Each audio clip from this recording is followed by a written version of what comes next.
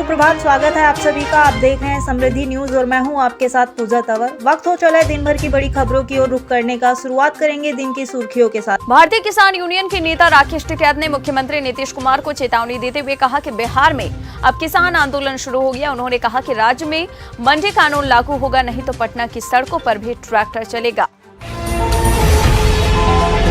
दिल्ली भाजपा के नेता कपिल मिश्रा ने ट्वीट कर मुख्यमंत्री केजरीवाल से मांग की है कि मनीष सिसोदिया और सत्येंद्र जैन दोनों भ्रष्ट मंत्रियों को तुरंत हटाया जाना चाहिए। आम आदमी पार्टी ने सिसोदिया की गिरफ्तारी को लोकतंत्र के लिए काला दिन बताया और कहा कि बीजेपी एजेंसियों का दुरुपयोग कर रही है। वहीं बीजेपी ने कहा कि ये दुनिया का पहला ऐसा मामला है जहां शिक्षा मंत्री शराब घोटाले में जेल जा रहा है। सौरभ भारद्वाज ने कहा जा रहा है कि मनीष सिसोदिया जी ने 10,000 करोड़ का घोटाला किया। ये पूरा नैरेटिव झूठा और हास्यास्पद है। सारी एजेंसियां बीजेपी के मुख्यालय में लिखे हुए स्क्रिप्ट के अनुसार ही काम कर रही हैं। दिल्ली भोपाल के बाद कोलकाता में भी बीजेपी दफ्तर के सामने आम आदमी पार्टी कार्यकर्ताओं ने जमकर कल प्रदर्शन किया। राहुल गांधी की तरफ से लगाए गए आरोपों पर भाजपा प्रवक्ता संबित पात्रा ने पलटवार किया। प्रवक्ता ने कहा कि डोकलाम ने समय पर जब हमारे जवान अड़े हुए थे तब ये गांधी परिवार चीनी अधिकारियों से मिल रहा था।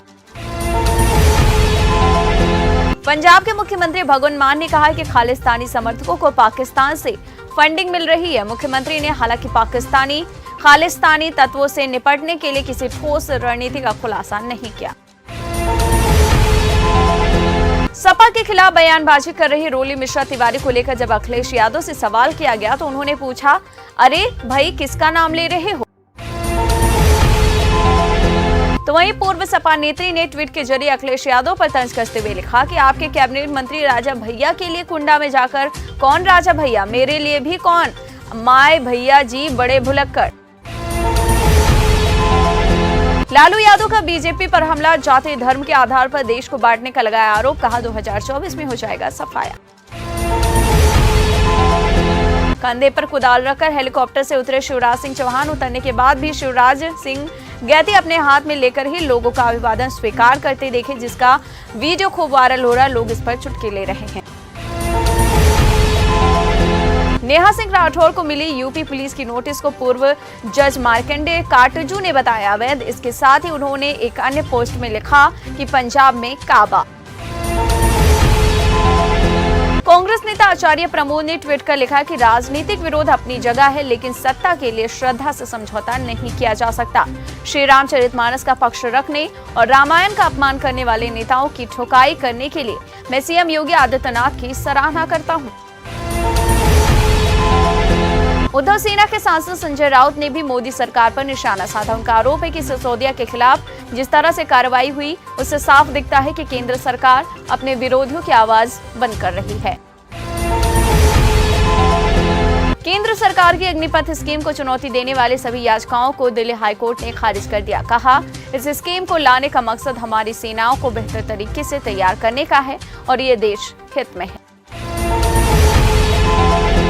लोकसभा चुनाव 2024 के लिए 1 साल बाकी है। उसके पहले कांग्रेस के महाधिवेशन ने संकेत दिया है कि राहुल गांधी ही फिर से आगे बढ़कर पार्टी का नेतृत्व करेंगे।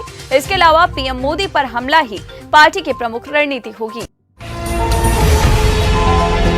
वहीं हमले की लाइन उद्योगपति गौतम अडानी के साथ पीएम मोदी की कथित निकटता होगी। इसके साथ ही राजनीतिक जानकारों का मानना है कि कांग्रेस लोकसभा चुनाव 2019 के कार्ड को ही दोबारा चलाना चाह रही है। रॉ के पूर्व प्रमुख अमरजीत सिंह दुलत ने कहा कि उन्हें लगता है कि पीएम मोदी आर्थिक संकट से जूझ रहे पाकिस्तान को बाल लेंगे। उन्होंने कहा, हमें अपने पड़ोसियों को व्यस्त रखने की जरूरत है। उमेश पाल हत्याकांड में हिरासत में 40 से ज्यादा संदिग्ध आतिक अहमद के करीबियों से भी हो रही पूछताछ। वहीं मायावती ने अब ये बात कही है कि दोषी साबित हुई तो आतिक अहमद की पत्नी को बीएसपी से निष्कासित कर देंगे। कर्नाटक के पूर्व मुख्यमंत्री और भारतीय जनता पार्टी के दिग्गज नेता वीएस येदियुरप्पा ने कहा कि वो चुनावी रणनीति छोड़ने के अपने फैसले से पीछे नहीं हटेंगे। ये पूरी तरह से उनका फैसला था और उन्हें मजबूर नहीं किया गया था। येदियुरप्पा ने बीजेपी की उस राजनीति को भी खारिज किया जिसमें 18वीं सदी के मैसूर के शासक टीपू सुल्तान और वीर सावरकर का उपयोग वोटों के ध्रुवीकरण के लिए किया जाता है। उन्होंने कहा, मैं टीपू बनाम सावरकर के नैरेटिव को सहमत नहीं हूँ। कांग्रेस पार्टी ने अपने नेताओं से अपील की है कि उन्हें एकता के इस साल होने वाले चुनाव पर ध्यान देना होगा, तभी वो 2024 के चुनाव में जीत हासिल करेंगे। ये संदेश था गहलोत और सचिन पायलट के लिए। राहुल गांधी की फिसली जुबान। दरअसल राहुल गांधी महात्मा गांधी के सत्याग्रह की बात कर रहे थे। इस दौरान वो कहते हैं कि सत्याग्रह का मतलब होता है सत्ता का रास्ता, कभी मत छोड़ो। हालांकि तुरंत उन्होंने अपने वाक्य को सुधारा और कहा कि सत्याग्रह का मतलब सत्य के रास्ते में चलना होता है, सत्य के लिए हट करना। दिल्ली के डिप्टी सीएम मनीष सिसोदिया की गिरफ्तारी पर सवाल उठाते हुए सुब्रमण्यम स्वामी ने कहा कि केंद्रीय गृह मंत्रालय ने मामले को लेकर होमवर्क नहीं किया। उन्होंने कहा कि पूछताछ को तुरंत बंद कर देना चाहिए। प्रियंका गांधी ने केंद्र सरकार पर निशाना साधा। उन्होंने कहा कि मोदी सरकार मीडिया जुडिशरी को दबा रही है। कांग्रेस नेता राहुल गांधी ने अडानी से जुड़े मामले को लेकर बीजेपी पर जबरदस्त हमला बोला और अडानी ग्रुप की तुलना ईस्ट इंडिया कंपनी से की। सीएम केजरीवाल और पंजाब के मुख्यमंत्री मान ने सिसोदिया के आवास पर उनकी पत्नी से मुलाकात की और उन्हें हर संभव सहयोग का आश्वासन दिया। असम के गुवाहाटी में पुलिस ने पकड़ी 8 करोड़ रुपए की हेरोइन। 3 आरोपी भी गिरफ्तार किए गए। आनंद विवाह अधिनियम यानी सिख धर्म में विवाह को कराने की व्यवस्था को लागू करने की मांग वाली याचिका पर सुप्रीम कोर्ट अब सुनवाई करेगा। तरन के श्री गोविंदवाल साहिब सेंट्रल जेल में हुई गैंगवार की घटना के बाद पंजाब की जेलों में हाई अलर्ट घोषित है। जेलों में बंद गैंगस्टरों को बैरक से बाहर नहीं आने दिया जा रहा। आपको बता दें, अलग अलग गैंगों के गैंगस्टरों को चिन्हित करके अलग अलग बैरकों में रखने की प्रक्रिया भी शुरू की गई है, ताकि फिर से गैंगस्टरों के बीच आपस में कोई भिड़ंत ना हो जाए। केंद्रीय संस्कृति मंत्रालय द्वारा बीकानेर के करणी सिंह स्टेडियम में महोत्सव के 14वें संस्करण की शुरुआत 25 फरवरी को की गई थी और ये 5 मार्च तक चलेगा। वहीं आपको बता दें, इस महोत्सव में राष्ट्रपति द्रौपदी मुर्मू भी शामिल हुई।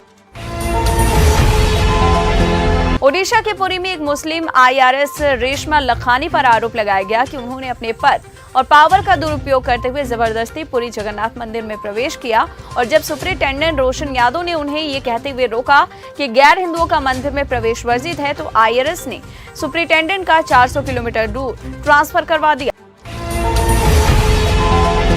महाराष्ट्र में प्याज किसानों को अपनी उपज की सही कीमत न मिलने के चलते किसानों ने नासिक में एशिया की सबसे बड़ी प्याज मंडी लासनगांव मंडी में काम बंद कर दिया। DGCA ने HAL विमान के एक नए वेरिएंट हिंदुस्तान 228-201 LW को मंजूरी दे दी। इस वेरिएंट में 19 यात्री क्षमता के साथ 5,695 किलोग्राम का अधिकतम टेक ऑफ वजन है।